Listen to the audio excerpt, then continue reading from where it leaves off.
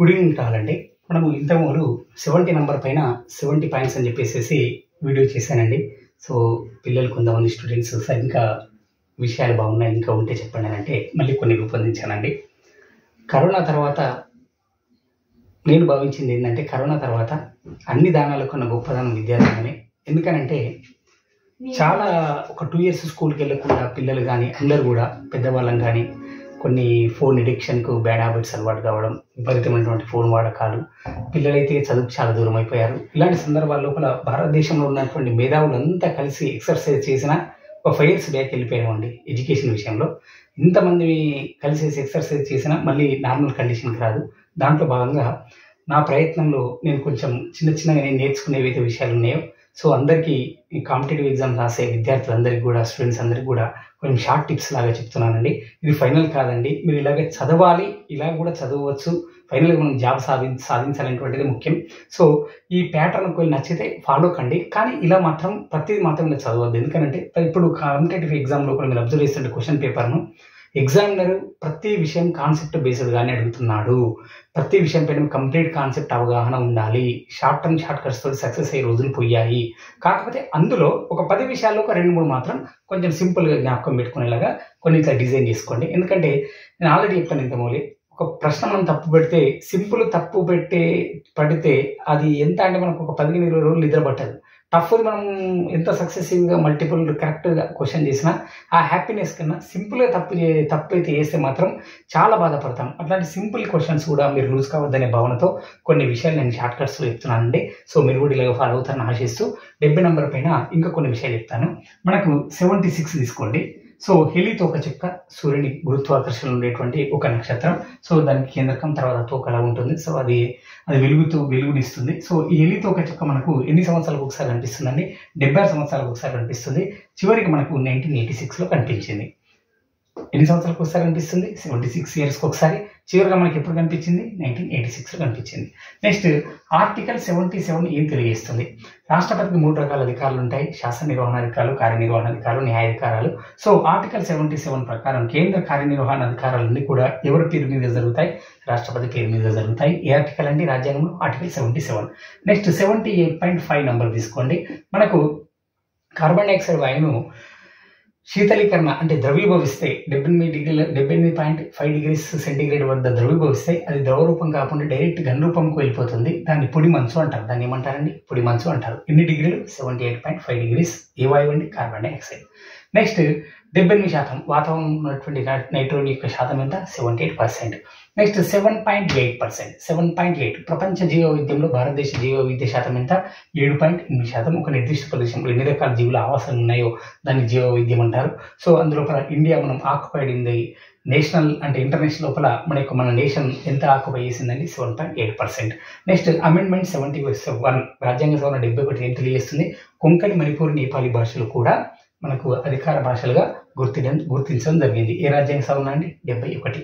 Next రాజ్యాంగంలో 72వ article ప్రకారం, తర్వాత 72/161 ఫార్ములా, రాజ్యాంగంలో 72వ ఆర్టికల్ మరియు రాజ్యాంగంలో 161 ఆర్టికల్ ప్రకారం ఇక్కడ రాష్ట్రపతికి, ఇక్కడ గవర్నర్కు క్షమాభిక్ష పెట్టే అధికారం ఉంది.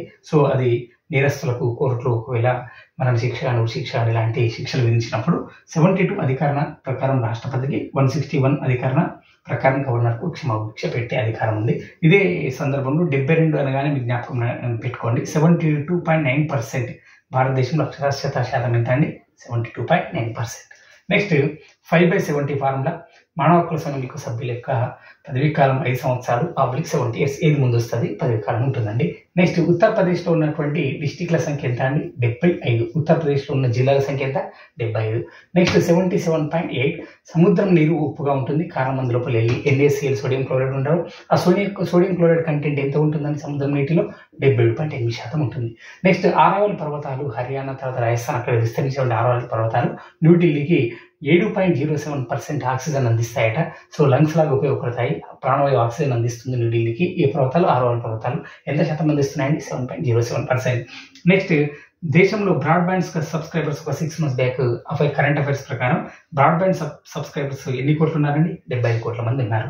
నెక్స్ట్ 70 రూపాయలు ఎల్ఈడి బల్బు ఉజాలా స్కీమ్ కింద 310 రూపీస్ ఉండే ఎల్ఈడి బల్బు 70 రూపాయలకి అందజేస్తున్నారు. ఏ స్కీమ్? ఉజ్వల స్కీమ్. ఉజ్వల స్కీమ్ కూడా వేరు ఉంటుంది. ఉజ్వల స్కీమ్ ప్రకారం 310 రూపాయల ఎలిజిబుల్ 70 రూపాయలకి చేయడం జరుగుతుంది టు సేవ్ కరెంట్.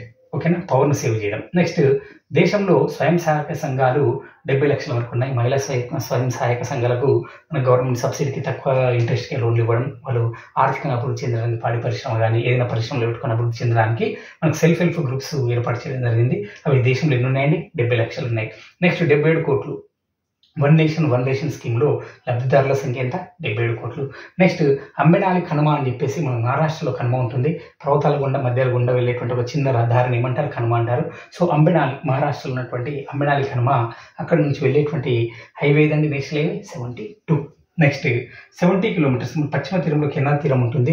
కుంకన్ తీరం, కెనరా తీరం, మలబార్ తీరం ఇట్లా ఉంటాయి. సో అందులో ఒక కెనరా తీరం అంటే గోవా టు మంగళూరు వరకు ఉన్న తీరం ఏమనాలి? కెనరా తీరం అంటారు. సో ఇది చాలా తక్కువ వెళుతున్నటువంటి తీరం. సో ఇది మంగళూరు వద్ద కేవలం 70 కిలోమీటర్లు మాత్రమే విస్తరించి ఉంది.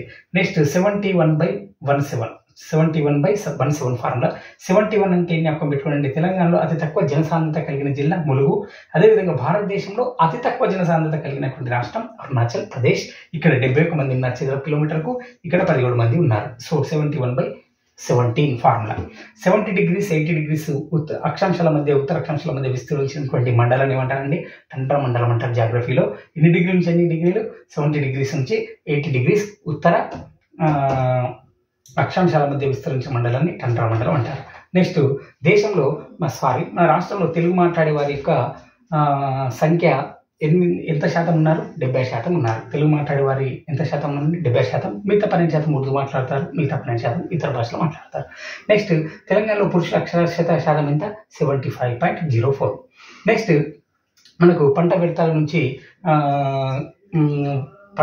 నుంచి కిచెన్కి ఉపయోగపడేటువంటి గ్యాస్ను రూపొందించుకోవడం, దాన్ని గోబర్ గ్యాస్ అంటారు. సో అందులోపల మీథేన్ కంటెంట్ గోబర్ గ్యాస్లో 70% ఉంది. మీథేన్ కంటెంట్ ఎంత ఉంటుందండి? 70% ఉంటుంది. ఇప్పుడు సెంట్రల్ గవర్నమెంట్ ఈ స్కీమ్ చాలా ప్రమోట్ చేస్తుంది.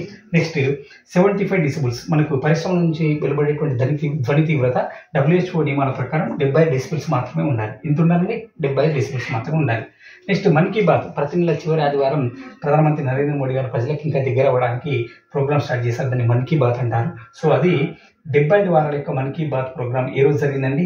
8/3/2021, మార్చి 8, 2021. సో ఇది జ్ఞాపకం పెట్టుకోండి. అప్పుడు డెల్టా వైరస్, కరోనా వైరస్ విస్తృతంగా వ్యాపిస్తున్నటువంటి నెల అనుకోండి, అది జ్ఞాపకం పెట్టుకోండి. 75 years మనం ఏదైనా సంస్థ పుట్టిన 70 సంవత్సరాలు అయితే, ఇప్పుడు 25 సంవత్సరాలు అయితే ఉదాహరణకు సిల్వర్ జూబ్లీ, 50 years అయితే గోల్డెన్ జూబ్లీ, 75 years అయితే ఏమనాలండి? ప్లాటినం జూబ్లీ అనాలి. తెలంగాణ రాష్ట్రం ఏర్పడ్డప్పుడు సౌరశక్తి సామర్థ్యం ఎన్ని మెగావాట్లు అండి? 74 మెగావాట్లు. ఇప్పుడు మన సెంట్రల్ గవర్నమెంట్ ప్రపంచం ఒకే సూర్యుడు అని చెప్పేసి మన భారతదేశం ప్రపంచంలోనే ఒక గ్రేట్ ఇనిషియేషన్ తీసుకొని సోలార్ ఎనర్జీని మనం బాగా ఉత్పత్తి చేసుకోవాలి. సోలార్ ఎనర్జీని మనం బాగా అంటే CO2 తగ్గించుకోవడానికి మనము ఈ థర్మల్ పవర్ ప్లాంట్స్ వాటిని తగ్గించి సోలార్ ఎనర్జీని చాలా ప్రమోట్ చేయాలని చెప్పి సెంట్రల్ గవర్నమెంట్ కానీ స్టేట్ గవర్నమెంట్స్ అన్ని కూడా ఎక్కువగా ఫోకస్ చేస్తున్నటువంటి ఎనర్జీ సౌరశక్తి ఎనర్జీ. మనం తెలంగాణ ఏర్పడ్డప్పుడు 2014-15లో మన యొక్క కెపాసిటీ ఎంత అండి? 74 మెగావాట్లు.